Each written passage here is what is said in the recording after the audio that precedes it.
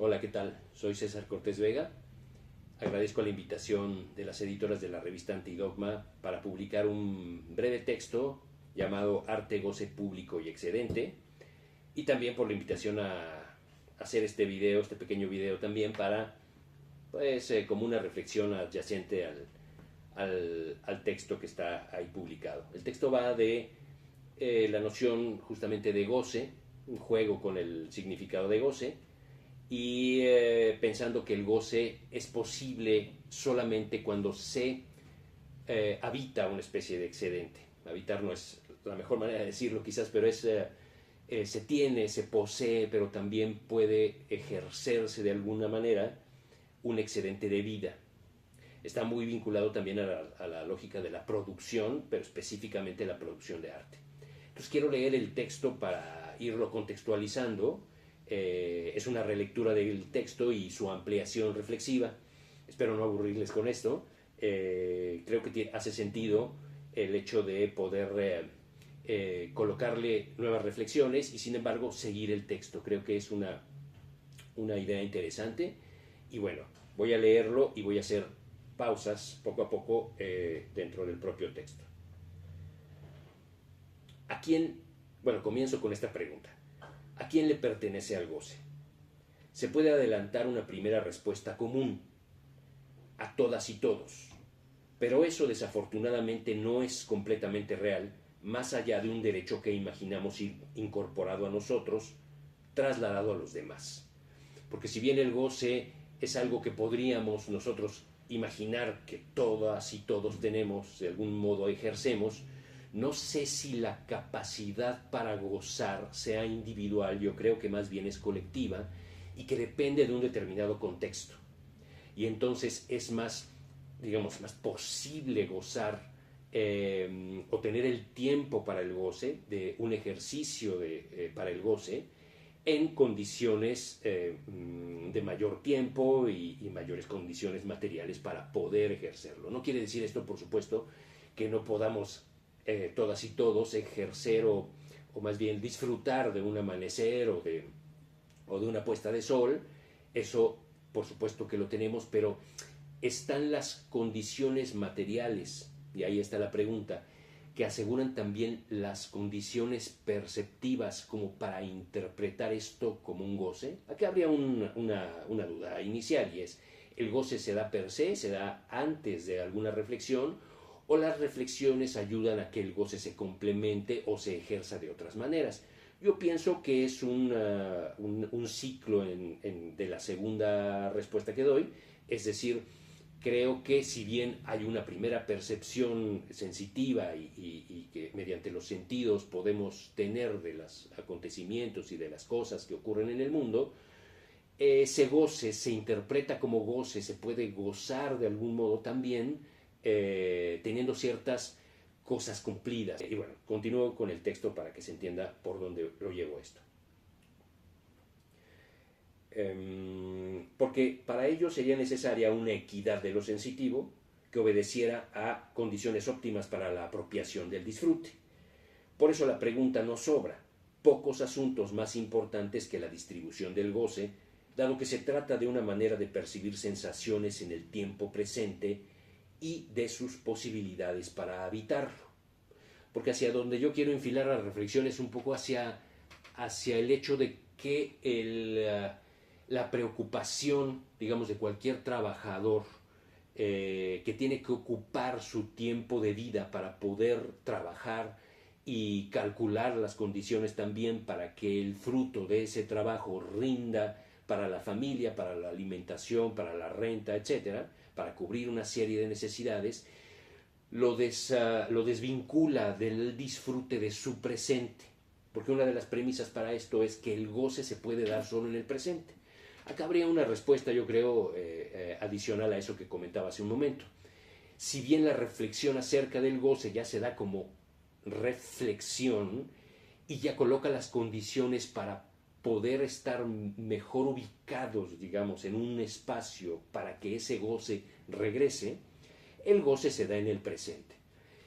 El tema es que no todo mundo puede recuperar ese presente. Yo hay un autor en el que me baso mucho para decir esto, y que aquí en el artículo no lo nombro, que se llama Paul Goodman.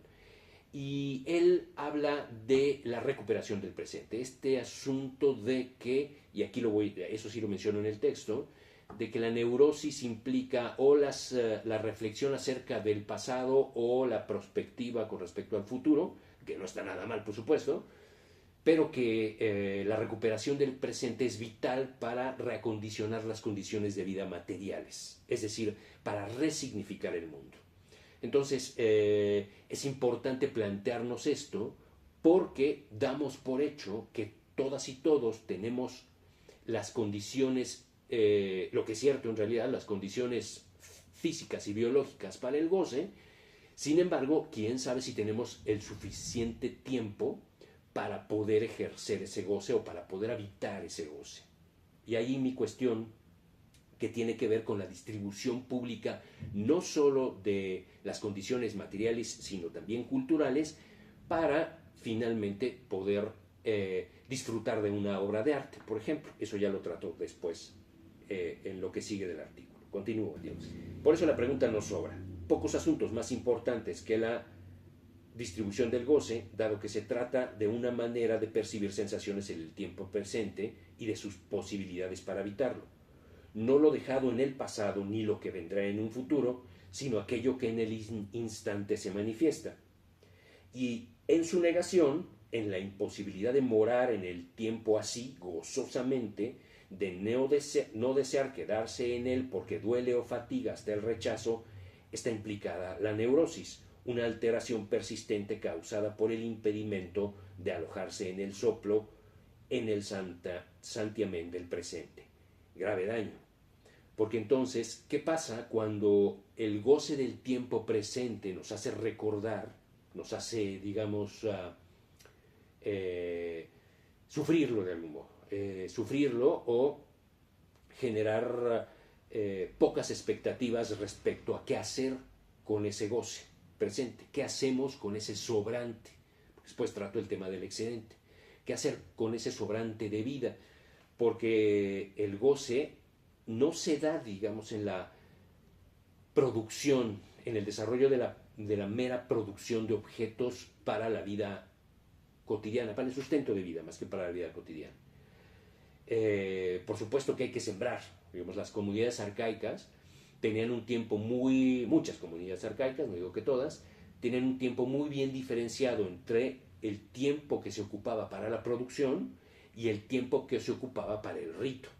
El tiempo del rito era el tiempo sagrado y el tiempo de la producción era un tiempo material en donde se cultivaban las cosechas o se recogía la cosecha, se regaba o se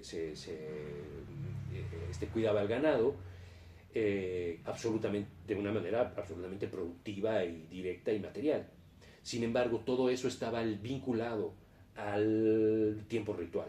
Entonces, ¿qué pasa si la liga entre el tiempo ritual, que en este caso yo, aunque tampoco lo hablo en el artículo, pero que en este caso podría estar del lado de la producción de nuevos significados que el arte genera, una suerte de ritualidad en el exceso de interpretación del objeto, es decir, un objeto material, pues un martillo sirve para eso, para lo que sirve un martillo.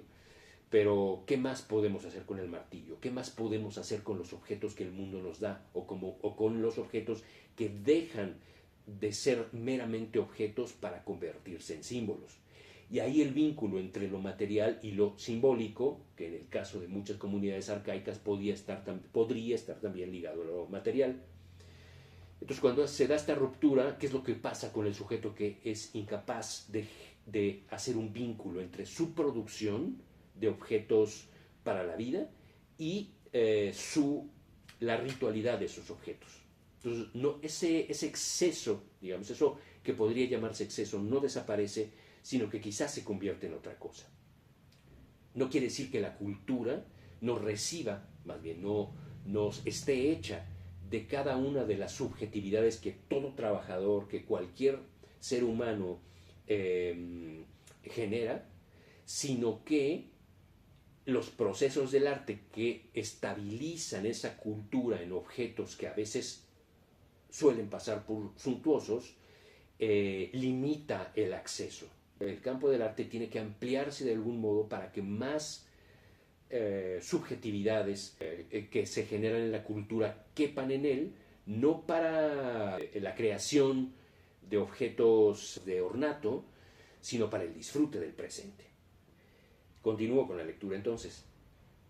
Luego, en la falta de equidad para que todas y todos seamos capaces de tal disfrute, podrá encontrarse el origen de cualquier conflicto. Grupos humanos incapaces de asegurar el cumplimiento de esa necesidad, al menos en la mayoría de sus integrantes, arrastrarán símbolos paralizados, pues solo quien recupera el tiempo lo hace móvil, lo transforma. Porque acá una abstracción adicional, y es que finalmente quien no es capaz de ocupar el símbolo, es decir, toda nuestra vida está hecha de símbolos, en realidad los objetos que utilizamos en la vida cotidiana son símbolos que están estabilizados y que nosotros ya tomamos como realidades objetivas. Pero en realidad, si nos preguntamos más acerca de cualquier cosa que habita nuestro entorno, hay más respuestas y más respuestas de cómo fue posible que ese objeto ahí frente a nosotros se haya desarrollado junto a otros procesos para que nosotros lo tomemos como trascendente o como importante.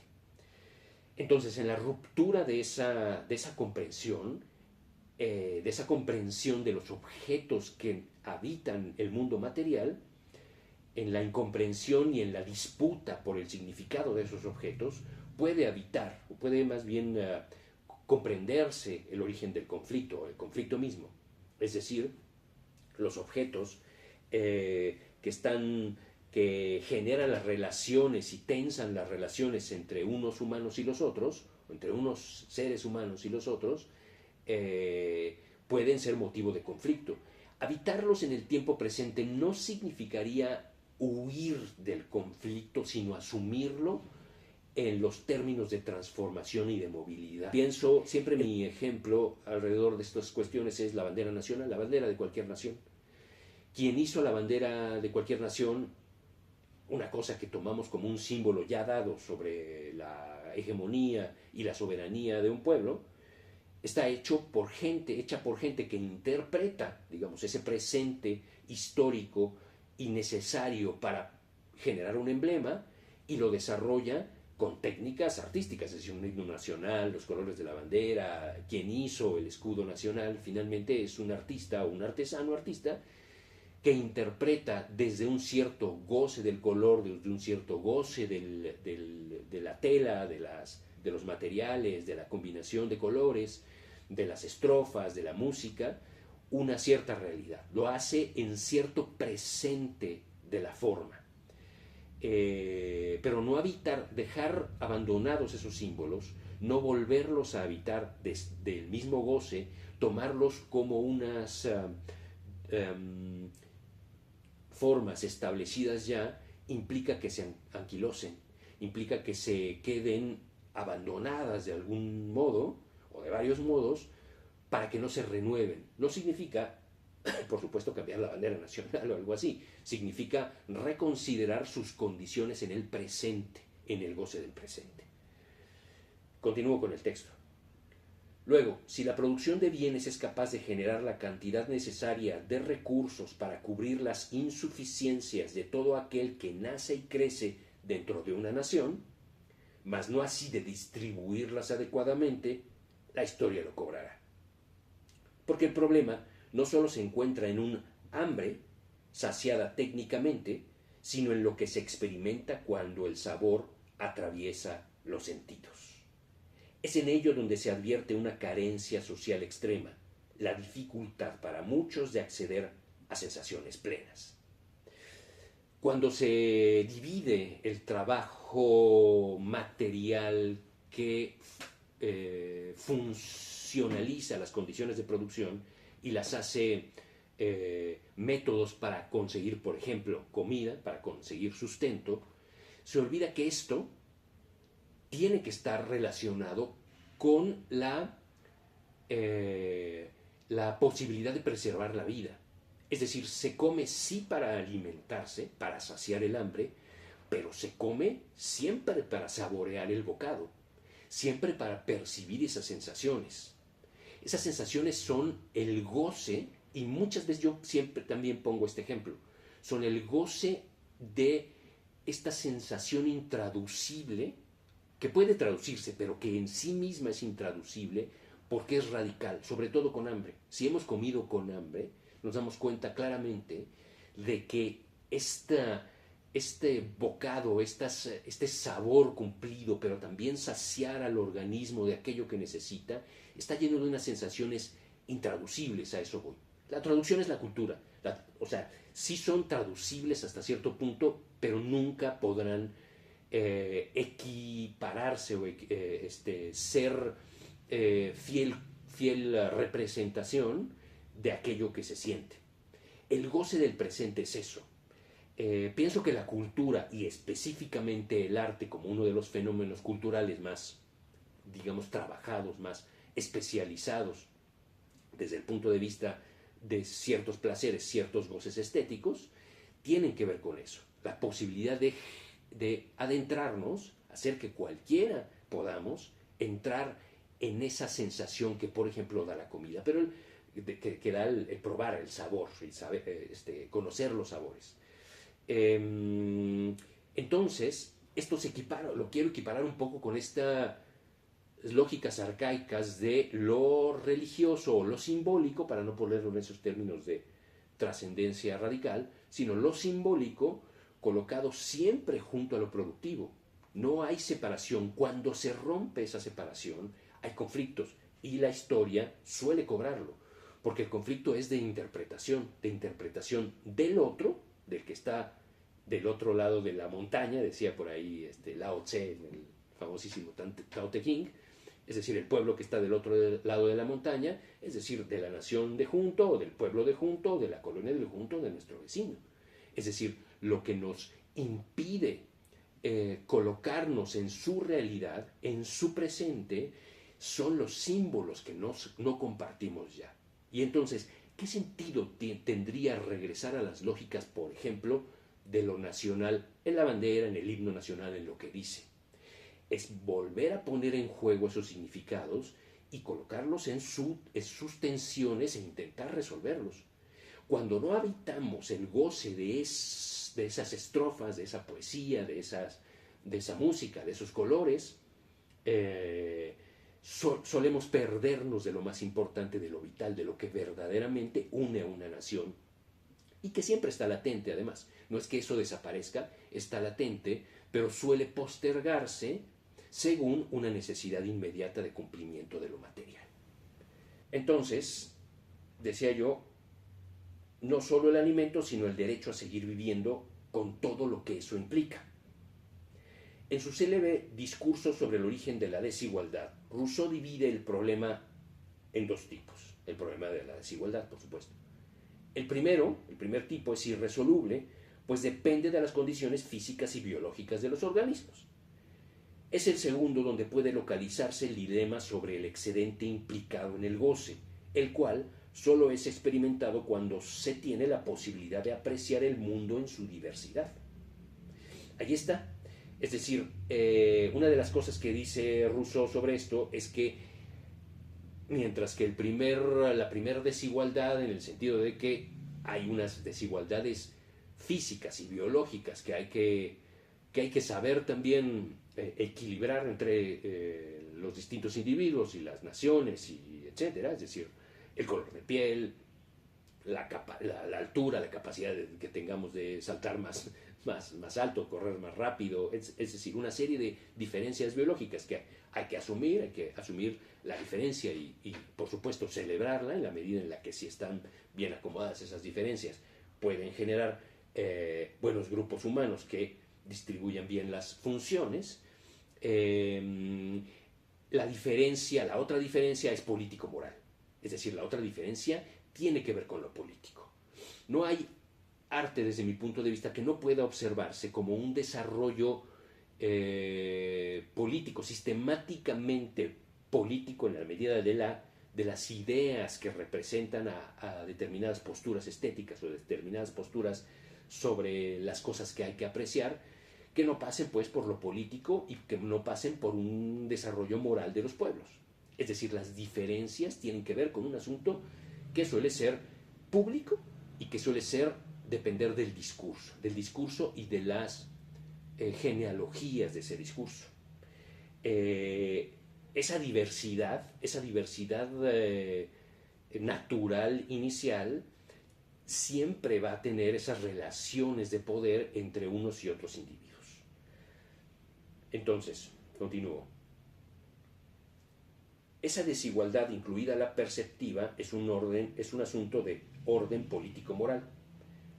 Todo ornato, que es representación interpretada desde una sensibilidad cultural, puede ponderarse mejor en condiciones de suficiencia de tiempo y recursos, de su excedente. Y aquí entro al tema del excedente que me interesa en este breve texto subrayar. ¿Qué es lo que se disfruta en realidad? ¿Cuál es ese disfrute más allá de lo que se reinvierte en la producción, es decir, se reinvierte dentro de las lógicas de lo productivo, es decir, aquella cosa que es una plusvalía, digamos en términos ahí muy clásicos, y que se reinvierte para que la producción siga andando? Eso es parte de la producción, pero siempre es posible un excedente. El excedente es un problema mayor, y es en donde yo estoy colocando las reflexiones de este texto, porque es en el excedente, digo acá, basándome por supuesto en muchos textos, es que es ahí en donde el goce puede ejercerse. Lo que en el capitalismo suele llamarse tiempo libre, que es un problema porque en realidad todo nuestro tiempo es libre, y a veces es un tiempo libre que intercambiamos por un tiempo de trabajo para poder generar un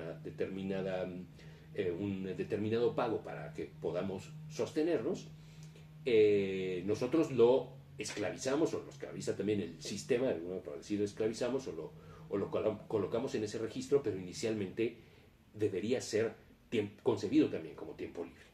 Pero el tiempo libre, este concepto de tiempo libre que se utiliza muy comúnmente, es en donde caben las actividades de esparcimiento, es decir, las actividades en donde más cabalmente podemos ejercer, al menos de manera libre, el goce. Sin embargo, habrá que preguntarnos si un obrero en una cadena de montaje podrá sentir goce dentro de esa operación mecánica, esa operación mecanizada, una y otra vez ejercida todos los días. Habrá que preguntarnos si ahí está el goce. Habremos de preguntarles. Y si no es así, ¿dónde está el goce? Por supuesto no desaparece. El goce se coloca en otros lugares, se retrasa en el tiempo y se ejerce los sábados y domingos, o cuando se sale, cuando se van a tomar con los amigos, un obrero o una obrera se va a tomar unas copas, y así pasa con todas y todos nosotros. Es decir, ¿dónde están los lugares del goce? Y si están lo suficientemente cercanos a nuestra producción o lejanos. Y ahí hay un problema de división, ya de división de la sociedad, que no todos tienen la posibilidad de ejercer ese goce tan cerca de su producción material, y hay otros que sí. Ahí está un poco el problema. Entonces voy sobre el problema del excedente. ¿Qué implica, por supuesto, las artes? Partiendo de ahí es posible perfilar lo que constituye todo un cuerpo teórico ocupado por el problema de la economía del excedente. Y aquí cito a Adolfo Sánchez Vázquez, que dice que ello implica cualquier manifestación humana que supere una función utilitaria esencial para desarrollarse como formas múltiples desde las cuales se enfatizan y alegorizan las percepciones del mundo sensible. Entonces, en realidad hay todo un cuerpo teórico que trabaja este problema. Yo llegué a este problema por Georges Bataille, pero bueno, continúo. Un goce como excedente actúa sobre lo real y lo modifica, ya lo había comentado hace un momento.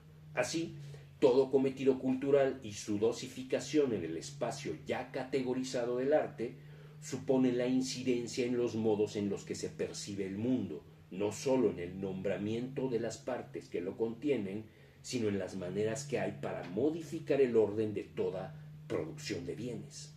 Y aquí es un punto que me parece, que me interesa mucho, y es cómo el arte acá puede ser considerado también como un proceso mediante el cual en el presente ejercido mediante el goce que es capaz de prodigar, se modifican los significados e incluso modificando los significados se modifican los símbolos de una cultura. Por eso el arte ha sido muy bien protegido de algún modo. Los artistas hemos hecho una buena protección del arte, pienso yo, más allá de la crítica que puede haber de las distintas formas y etcétera que hay ahí, en la medida en la que se ha categorizado, y esa categorización genera una cierta autonomía del espacio productivo, por ejemplo, del Estado, que tiene que racionalizar las funciones de una nación. Entonces, si bien también puedes llegar a ser parte del Estado, lo es en la medida en la que genera este tipo de procesos. Es decir, los artistas no están nunca del todo lejos y totalmente excluidos del Estado, porque el Estado, digamos en términos intuitivos, en términos también de coherencia política, los artistas completan la función del Estado. Muchas veces se les instrumentaliza, muchas otras veces se les deja libres, y cada una de esas posibilidades en su forma, en su movimiento, tendrán significaciones particulares, depende también del tiempo político en el que se viva. Sin embargo, es cierto que el Estado nunca rehuye del todo de sus artistas y tampoco los incorpora del todo a su propia planta productiva de generación, por ejemplo, de burocracia, de estabilidad del Estado en la medida de racionalizar las diferentes posiciones que tiene dentro de su función, o sea, las distintas funciones que tiene dentro de su castillo, digamos, de su conformación. Entonces el artista, si bien hace a veces un poco parte, ya tenemos ahí a los artistas que incluso son gestores o que son funcionarios, la producción de arte en sí misma siempre es, digamos, el lugar medio peligroso, un poco peligroso justamente por eso, porque se resignifican las condiciones en las que un Estado puede o no estabilizarse, es decir, los símbolos que un Estado utiliza para generar su propia estabilidad. Entonces sigo. Así, la llamada teoría de la forma excedente plantea que aquello que rebasa la función de los objetos de uso transmuta las condiciones para su apropiación, del símbolo también. Incluso el mismo término excedente ha sido concebido para sustituir la categoría de plusvalía, como en Paul Baran y otros autores, lo cual no se reduce a un mero problema de terminología, sino que implica un desplazamiento que, además de concentrarse en la producción, lo hace también en la distribución. Eso me parece súper importante, porque, digo, esto es un problema de terminología complejo que no vale la pena abundar acá. Sin embargo, me parece que es importante este problema de la distribución.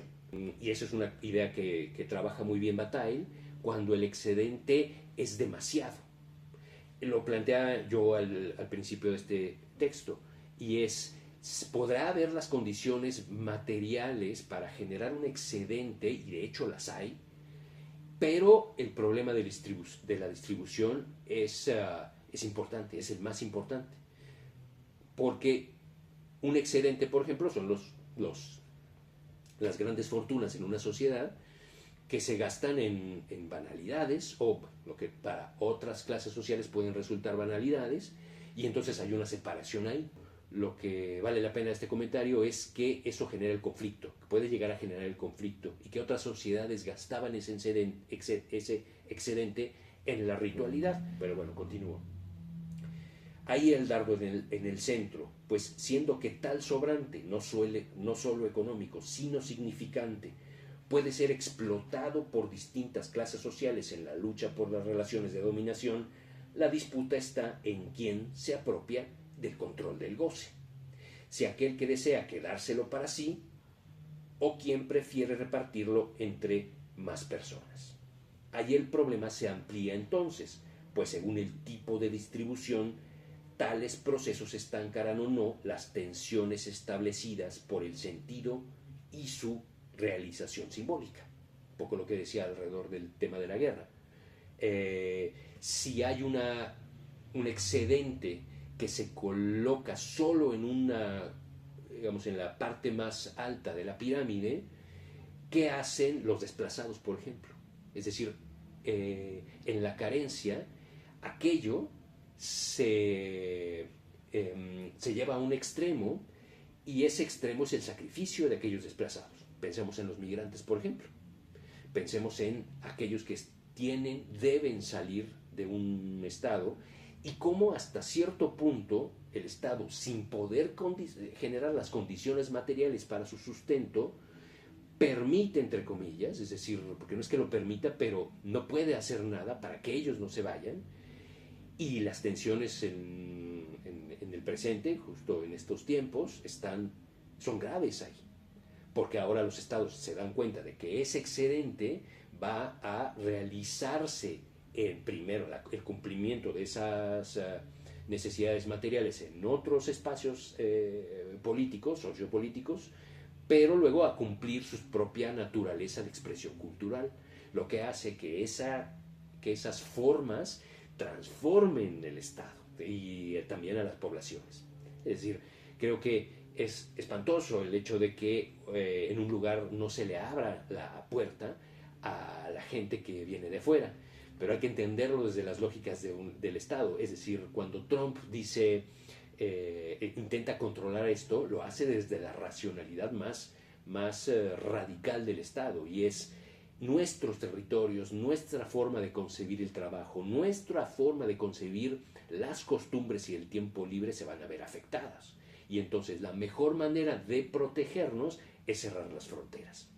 Yo pienso de cualquier modo que el excedente siempre es mucho más poderoso que cualquier tipo de racionalización conservadora. Siento que ese excedente genera movimientos y es como el agua que se cuela en cualquier resquicio. Entonces vale la pena colocar siempre estas reflexiones para intentar entender hacia dónde puede moverse las crisis incluso. Pero bueno, quiero continuar porque ya estoy terminando el texto para hacer unos comentarios finales.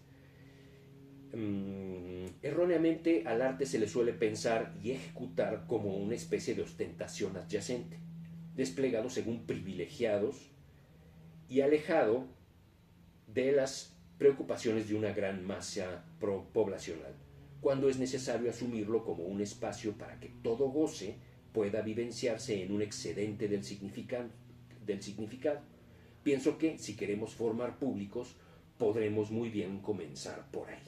Es decir, si bien no podemos cambiar las condiciones actuales en esa desigualdad de posibilidades para que unos ejerzan más cabalmente su goce y la posibilidad de convertir ese goce en nuevo goce reproducido en el tiempo mediante manifestaciones culturales que suelen también colocarse, algunas de ellas en el ámbito del arte, vale la pena al menos intentarlo en la formación de públicos. Es decir, porque si dividimos de manera muy tajante a los públicos consumidores y a aquellos que generamos producción cultural o producción artística y los vemos como meros consumidores, estamos retrasando, estamos colocándonos del lado conservador de algún modo. Es decir, estamos reteniendo la lógica de estos privilegios que están en una sociedad y porque hemos crecido y nacido en determinados espacios, pero no estamos siendo del todo honestos en la medida en la que queremos transmitir ese goce. Y es que aquí hay también una cuestión relacionada con la recuperación del presente. Si quien ve un cuadro o si quien escucha una música, con la música es un poco más claro esto. Si quien escucha la música lo hace dentro de sus sensaciones, es decir, acudiendo a sus propias sensaciones y a sus propias emociones, a su reservorio imaginativo y cultural y memorioso, el músico lo hace gracias a la modificación de las notas o del sonido más bien que hace el músico para que él pueda estar ahí. Pero esas sensaciones tienen su propio presente, su propio goce intrínseco. Y ese goce puede reproducirse. Y puede reproducirse, debe desde mi punto de vista reproducirse, porque eso resignifica las condiciones materiales en las que estamos viviendo ahora. El que hace arte y el que no lo hace todavía. Es decir, es la evolución de la propia comunidad.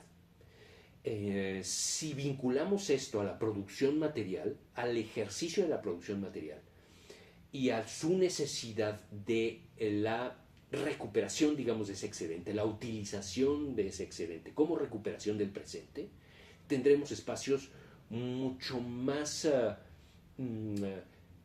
abundantes en ideas y en perspectivas de vida. No basta con exigirle al Estado, o no basta con que el Estado ejerza su condición punitiva y de aparataje, digamos, de vigilancia para que ciertas realidades no ocurran. Eso nunca va a servir de nada, nunca va a ser suficiente. Lo que podría complementar eso es intentar que los otros, en algún momento de su proceso de desarrollo cultural, digo, lo mejor es que sea desde la infancia, puedan acercarse de manera creativa, de manera gozosa a la propia hechura de esta cultura y este arte, que cuando llamamos además nacional, los incluye también, o sea, nos incluye a todos. Arte nacional, arte del que debamos sentirnos orgullosos, no es el que se expone fuera del país, es decir, política y moralmente tiene su sentido, pero también es el que es capaz de hacer cualquier niño en un colegio de la sierra o de la montaña o de la costa. Es decir, ese también puede llegar a ser un arte nacional en la medida en la que sea difundido entre nosotros, porque pierde su condición meramente de fetiche del arte, es decir, de objeto intercambiable para el consumo, sino que lo pone al otro y a quien lo vea y a quien lo ejerza en las condiciones de su propio disfrute del goce, disfrute y su propia recuperación del goce, en la posibilidad de que también se reproduce. Una cultura viva, desde mi punto de vista, es una cultura que tiene más creadores, cada vez más creadores, que puedan hacer uso de su tiempo y decidan qué hacer con él. Y bueno, muchas gracias. Espero no haber sido demasiado excesivo, muy excesivo en lo que dije. Muchas gracias.